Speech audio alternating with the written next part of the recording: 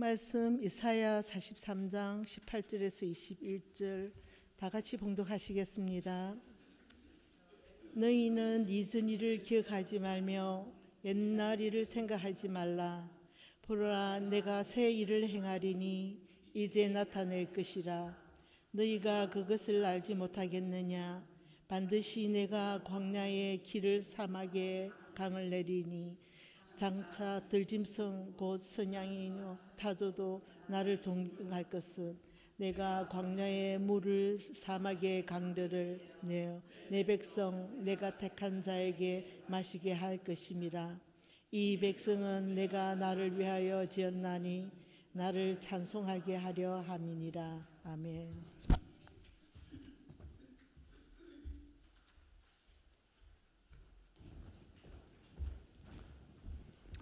할렐루야. 예, 오늘도 우리 말씀 듣기 전에 서로 인사 나누고 말씀 듣도록 하겠습니다. 엄지손가락 들고요. 오직 예수 줄여서 오예 인사해 주시오. 오예.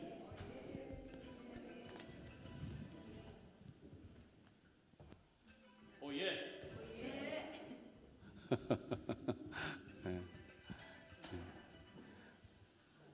할렐루야. 예.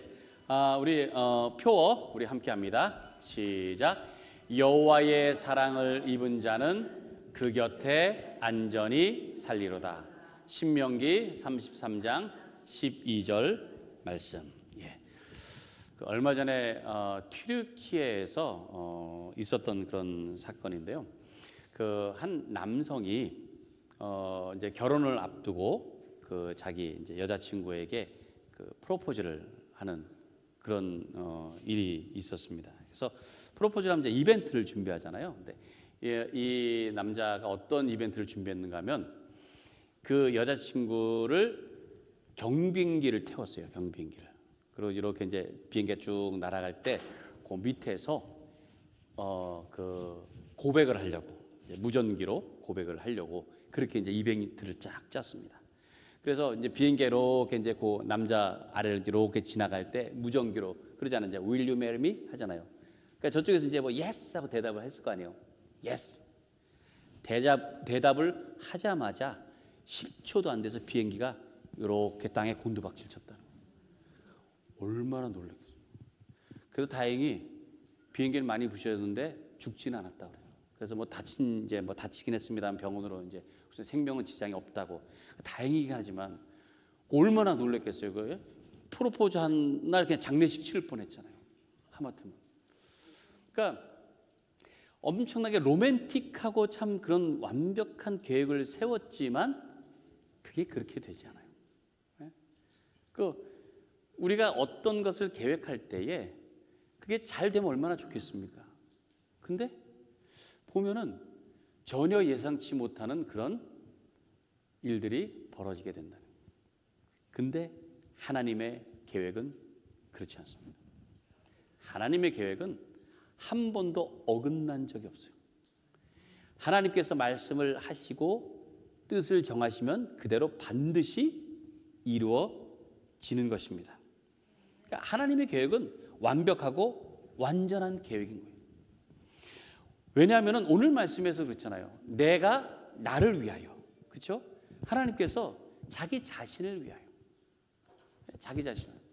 자기 자신을 위하여 계획을 세우는 거예요. 그러니까 그것이 완전할 수밖에 없다는 것입니다.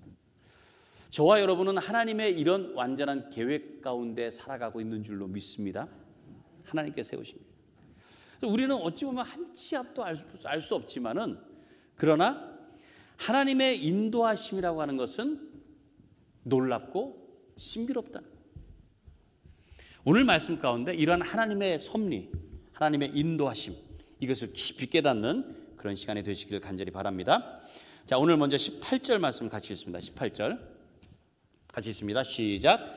너희는 이전 일을 기억하지 말며 옛날 일을 생각하지 말라. 과거에 지난 일에 얽매이지 말라는 거예요. 그런데 보면은 이렇게 과거에 얽매이는 그런 사람들이 있습니다. 뭔가 내가 잘못한 것, 내가 실수한 것 이런 것들 때문에 후회하며 사는 그런 사람들. 내가 왜 그때 그랬을까? 그렇게 하지 말았어야 되는데. 그 후회하는 경우 있잖아요. 그렇죠? 네? 내가 왜 이 남자를 만나가지고 그때 왜 그랬을까? 우리가 후회를 해요. 그런데 그것이 지금의 나를 바꿀 수는 없습니다. 그때는 내가 모르고 선택을 했을지 모르지만 이미 그건 지나간 일이에요. 누구나 다 실수를 할 수 있습니다. 근데 실수 때문에 그 현재를 과거의 실수로부터 어떻게 살아가느냐가 더 중요한 거예요. 그래서 어떤 사람들은 과거에 얽매여 가지고 그 자기가 한 실수, 자기의 한 잘못 때문에 지금까지도 앞으로의 미래도 계속 어두운 경우가 있다. 베드로가 어땠습니까? 베드로가 사실 참 실수가 많은 사람이에요. 근데 그 중에 하나 실수한 게 뭐예요? 예수님을 3번이나 모른다고 그러지. 모른다고. 그 예수님께 경고해서 너가 그럴 거니까 난 절대 안 그럴 거라고 해놓고서도 모른다고 3번을 부인했습니다. 그런데 닭이 우는 소리를 듣고 깨달은 거예요. 그래서 어떻게 했습니까? 가서 울면서 통곡하고 회개했잖아요. 닭 울음소리. 아마 모르겠어요. 베드로가 닭 울음소리를 듣고 회개하고 나서부터는 아마 닭고기는 안 먹지 않았을까, 그다음부터. 트라우마가 생겼어요. 네? 그리고 나서 예수님께서 참 공교롭게도 3번을 물으세요. 나중에 부활하신 다음에. 네가 날 사랑하느냐. 그래서 어떻게 합니까? 그걸 고백하고 나서 예수님께서 그걸 회복시켜 주세요. 그래서 어찌 보면 평생 동안 안고 살아가야 될 자신의 실수를 거기서부터 얽매일 수밖에 없는 거였지만 풀었다는 거예요. 그러니까 예수님께서 풀어주신 거예요. 용서해 주신 겁니다. 그래서 그가 적극적으로 자기의 사역을 감당할 수 있지 않았겠는가. 또 이 과거에 얽매여 사는 사람들 중에서는요, 과거의 부정적인 이런 환경을 탓하는 경우가 있습니다. 그래서 뭐가 안 풀리면은요, 환경을 탓해요. 내가 이래서 안 돼. 내가 이래서. 내가 환경만, 배경만 조금 좋았으면은 잘 됐을 텐데. 내가 이래서 안 되라. 그렇게. 흙수저라고 그러잖아요. 흙수저. 태어날 때부터 근본이 부족하니까, 가난하니까, 어렵다는 거예요. 근데 하나님께서는 그런 과거에 사로잡혀가지고 환경을 탓하고 배경을 탓하고 이거 원하지 않았어요. 그걸 원하지 않았어요. 자, 성경에 보면은 그 출신 배경이나 아니면 환경이 어렵고 미약했던 그런 사람들이 많이 나옵니다. 성경에. 근데 그런 사람들이 오히려 귀하게 되었다는 것을 기록하고 있어요. 여러분 보세요. 당장 예수님의 족보만 봐도요, 그 안에 여자들이 5명 있습니다. 5명. 다말, 라합, 룻, 밧세바, 그리고 마리아. 5명이 나와요. 예수님의 그 족보 중에서. 근데 보세요, 여러분. 다말은 누굽니까? 다말은 가나안 출신입니다. 이방 출신이에요. 근데 이제 유다의 며느리가 됐는데 남편이 죽고 또 시아버지가 뭐 약속을 지키지 않고 그래서 기다리다가 어떻게 합니까? 시아버지를 속여서 아이를 낳게 돼요. 그게 베레스와 세라입니다. 그 베레스와 세라가 예수님의 족보에 들어가겠죠. 다말에게서 베레스와 세라를 낳고 들어가 있어요. 라합은 어떻습니까? 라합도 가나안 출신입니다. 시어머니 나오미를 따라서 그 라합은 기생이었어요. 기생이었는데 여리고 성에 정탐꾼이 왔을 때 그들을 피하게 해줬어요. 도망치시도록. 그리고 자신도 결국은 유다 지파에 속하게 되었습니다. 그리고는 살몬과 결혼해서 보아스를 낳게 되었다는 거예요. 룻은 어떻습니까? 룻은 모압 여인입니다. 모압. 그도 이방 여인이에요. 그 시어머니인 나오미를 따라서 뭐 시아버지도 죽고 아들도 죽고 하니까 어쩔 수 없이 이제 유다로 오게 됐습니다. 근데 거기서 누구를 만나요? 바로 그 보아스를 만나요. 그리고 아들 오벳을 낳습니다. 아시다시피 오벳은 다윗의 할아버지예요. 자, 밧세바는 누굽니까? 밧세바는 우리아의 아내예요. 근데 다윗의 눈에 들어가지고 다윗이 그를 차지하려고 음모를 꾸며서 우리아를 죽이잖아요. 그리고는 결국 다윗의 아내가 되어서 솔로몬을 낳았습니다. 마지막으로 마리아는 어때요?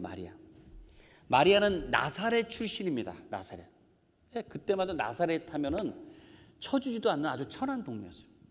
거기 출신인데다가 어릴 때에 요셉과 약혼을 했는데 보니까 성령으로 잉태를 한 거예요. 근데 동네에서는 그렇게 생각하겠어요? 어린 처녀가 벌써 아이를 가졌다. 그런 두려움과 불안 가운데 살 수밖에 없었고요. 그가 예수 그리스도를 낳고 나서 그 모든 삶이 평탄했습니까? 얼마나 힘들었어요. 고달픈 삶이었어요. 이렇게 5 여자의 이름이 예수님의 그 족보에 있는데요. 그들은 하나같이 다 환경이 어려웠다는 거예요. 환경이. 도저히 어떻게 잘 풀 만한 그런 조건이 전혀 없는 상태. 그런데 거기에 머무를 수밖에 없는 환경에서 하나님께서 그들로 하여금 거기에서 새롭게 될 수 있도록 하셨다는 거예요. 그래서 그들이 성경에 이름을 남기게 됐다. 여러분, 성경에 이름이 남는 게 얼마나 그게 자랑스럽습니까? 얼마나 위대합니까? 그러고 보면은요, 사라는 조금 억울할 거예요. 사라. 만약에 사라가 이 성경을 이렇게 지금 이 신약 성경을 딱 이렇게 봤다면은 조금 기분 나쁠 수도 있어요. 왜 그래요? 아브라함과 다윗의 자손 예수 그리스도의 세계라. 아브라함이 이삭을 낳고 아브라함이 이삭을 낳는데 뭐 했어? 네? 아브라함이 자기 남편이 뭘 했겠어요? 내가 90세 되어가지고 정말 힘들게 해서 낳았는데 아브라함이 낳기는 사라에게서 낳았다고 해야죠. 네? 근데 자기 이름 있지도 않고 보니까는 무슨 다말, 라합, 밧세바 이런 여자들 이름 쭉 나와 있는. 그러니까 어찌 보면 왜 내 이름은 없을까라고 해서 사라 같은 경우는 억울할 수가 있습니다. 그러니까 그 이름이 들어가는 게 얼마나 대단한 거예요. 그런데 하나님께서는 그들로 하여금 모든 배경 가운데 또 과거에 얽매이지 않도록 하나님께서 그들을 새롭게 하셨다는 거예요. 과거에 얽매인 사람 중에서는 또 이런 경우도 있습니다. 과거의 영광을 울고 먹는 경우가 있어요. 화려한 그런 기억 있잖아요. 옛날에 거기서 벗어나지 못해서요. 내가 왕년에 이런 사람이었다고 하는 사람이 있어요. 내가 왕년에. 제가 전에도 한번 말씀드렸죠. 명함이 2개인 사람이 있었다고. 명함이. 왜 2개냐? 경력을 이렇게 쓰다 보니까 하나 갖고 모자라가지고 무슨 대표, 무슨 회장, 역임 쭉 하다 보니까 하나 갖고 모자라가지고 쓰다 보니까 2개였던 사람도 제가 봤다고 그랬잖아요. 그냥 과거에 그 했었던 거에 거기에 그냥 묶여가지고 과거에 화려했던 거. 물론 과거가 있었기 때문에 현재의 내가 있을 수 있습니다. 근데 그 과거가 지금에 직접적으로 영향을 주는 건 아니에요. 과거에 집착하다 보니까 현재는 오히려 이루지 못하는 그런 어리석은 삶이 될 수도 있다는 거예요. 그렇기 때문에 이전 일을 기억하지 말며 옛날 일을 생각하지 말라라고 말씀을 하신 거예요. 그런데 오늘 이 말씀은 그런 것들만, 제가 앞에서 말씀드렸던 그런 것들만을 위한 것이 아니에요. 이 말씀을 하시는 중요한 이유가 있습니다. 중요한 이유. 그 다음 말씀에서 그걸 찾을 수가 있어요. 자, 볼까요? 19절, 20절 중요한 말씀입니다. 같이 읽습니다. 시작. 보라, 내가 새 일을 행하리니 이제 나타낼 것이라. 너희가 그것을 알지 못하겠느냐? 반드시 내가 광야의 길을 사막의 강을 내리니 장차 들짐승 곧 승냥이와 타조도 나를 존경할 것은 내가 광야의 물을 사막의 강들을 내어 내 백성 내가 택한 자에게 마시게 할 것입니다. 하나님께서 이전 일을 생각하지 말고 옛적 일을 기억하지 말라라고 하시면서 하시는 말씀이 뭐예요? 내가 새 일을 행할 것인데 그것은 광야의 길을 내고 사막의 강을 내서 들짐승들이 존경할 정도 엄청난 것이 될 것이라는 말씀입니다. 그러니 과거에 너희들이 경험했던 것, 기적, 은혜, 이런 것과는 비교할 수 없는 것들이 올 것을 기대하라는 거예요. 이 놀라운 일들, 앞으로 더 큰 일이 있을 텐데 그거는 사람뿐만이 아니라 누구까지도요? 들짐승들까지. 저는 이 구절을 다시 한번 묵상하면서 참 굉장히 은혜로웠어요. 참 은혜로웠어요. 하나님께서 이루시는 일은 사람에게만 좋은 게 아니고 모두에게 좋다는 거예요. 모두에게. 이게 쉬운 게 아닙니다. 이게. 자, 보세요. 예를 들어서 이제 뭐 길이 이제 험하기도 하고 뭐 그게 좀 불편하기도 하니까는 사람들이 도로를 내잖아요. 도로를. 도로를 내니까 얼마나 편합니까? 예? 그냥 이렇게 돌아가야 되는 것들, 불편한 것들을 그냥 길을 쫙 내면은 거기로 다닐 수가 있어요. 그리고 뭐 빨리도 갈 수 있고 편하게 갈 수 있고. 그래서 도로들이 이제 많아지잖아요. 막 고속도로 생기고. 예? 한국에는 보니까요, 갈 때마다 또 길이 많이 막 생겨. 한국 같은 경우 좀 험난하잖아요. 그러니까 많이 생겨요, 길이. 여기도 이제 미국도 이제 점점 이제 길들이 이제 여기저기 막 생기지 않습니까? 그런데 그게 사람들에게 너무 좋아요. 너무 편해요. 그런데 동물들은 어떻습니까?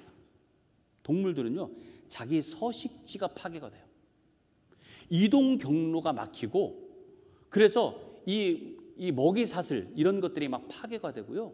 그들이 막 이게 엉망이 되는 거예요.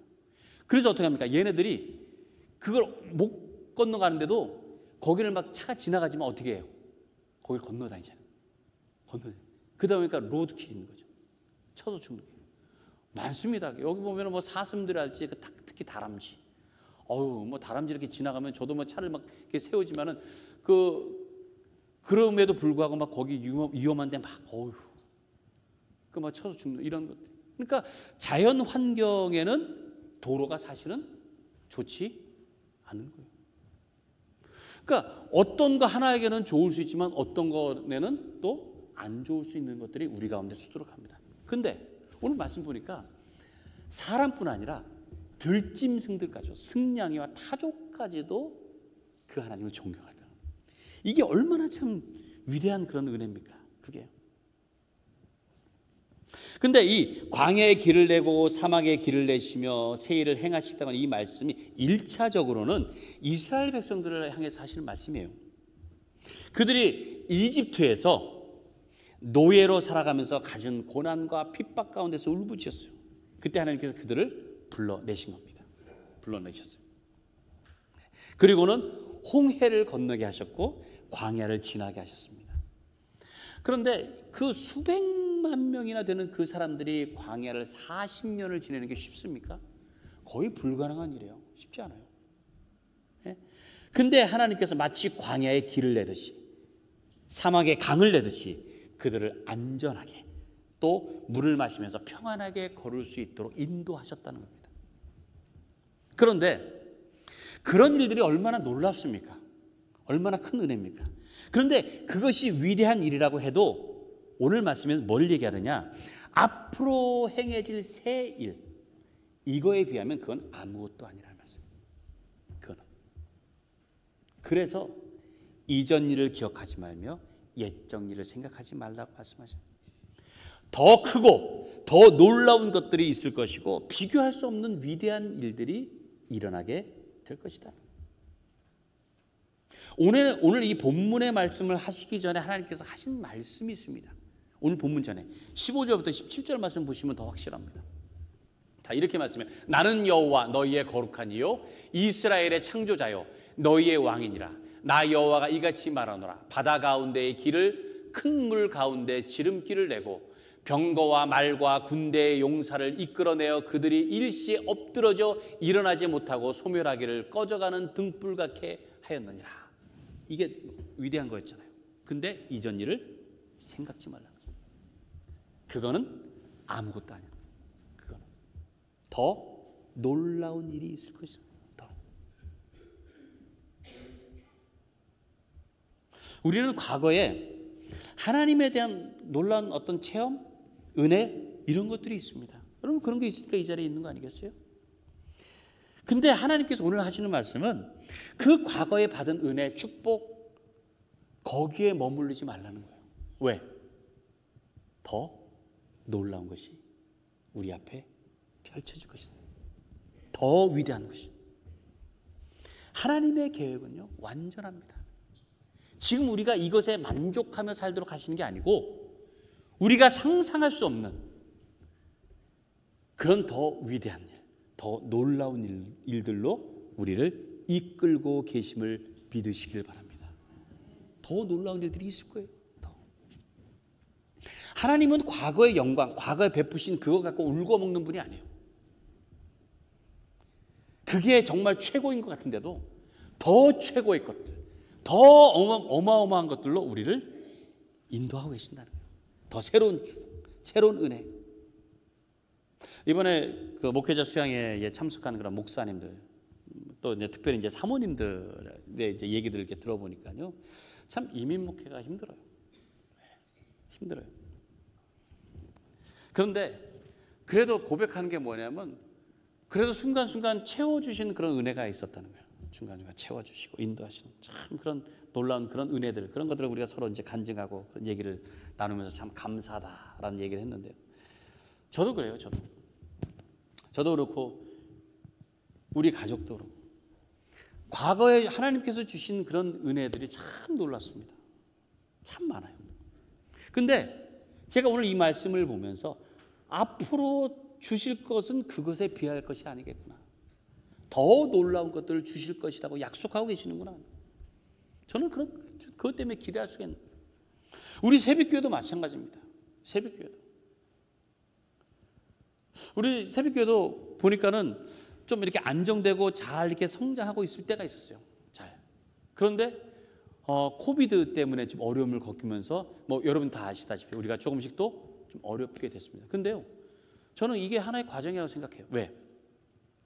앞으로가 있으니까. 하나님께서는 이 새벽교회를 세우셨을 때도 놀랍고 완전하고 큰 계획을 세우셨다는 거예요. 이전 것은 기억하지 말라. 옛날 일은 생각하지 말라. 앞으로 일어날 일은 더 위대하고 더 놀랍고 더 큰 일을 이룰 것이다. 하나님께서 우리에게 약속하시는 줄로 믿습니다. 우리는 이것을 기억하는 거예요. 그 약속을 믿고 가는 겁니다. 자, 마지막 21절 볼까요? 같이 읽습니다. 시작. 이 백성은 내가 나를 위하여 지었나니 나를 찬송하게 하려 함이니라. 하나님께서 나를 당신을 위해 지으셨다고 하는 말씀이 어떻게 들리세요? 이게 얼핏 보면은 무슨 속박처럼 보일 수도 있고요. 무슨 뭐 소유권을 주장하는 것처럼 보일 수도 있어요. 네? 예를 들어서 그 어느 회사의 이제 사장이 직원을 뽑은 다음에 내가 나를 위하여 너를 뽑았으니까 너는 나의 이득을 위해서 열심히 일해라. 꼭 그렇게 들릴 수도 있잖아요. 네? 부모가 자식을 낳고 나서는 내가 나를 위하여 낳았으니 너는 나를 위해서 효도하고 공경해라. 뭐 이런 것 같지 않아요? 이건 그런 말씀이 아닙니다. 하나님께서 내가 나를 위하여, for myself, 나를 위하여라고 하신 말씀은 책임에 대한 말씀이에요. 책임. 끝까지 당신을 찬송하게 하도록 하시겠다는 거예요. 찬송할 일들을 계속 해주시겠다. 여러분 보세요. 우리가 찬송하고 하나님을 찬양하는 게 그냥 시켜서 됩니까? 아니에요. 내 안에서 정말 기쁜 일들, 감사한 일들, 좋은 일들이 생기면은 하지 말래도 해요. 하나님 찬양. 그러니까 하나님께서 그렇게 만들어 주신다는 거예요. 우리로 하여금 찬송하게 하신다는 거예요.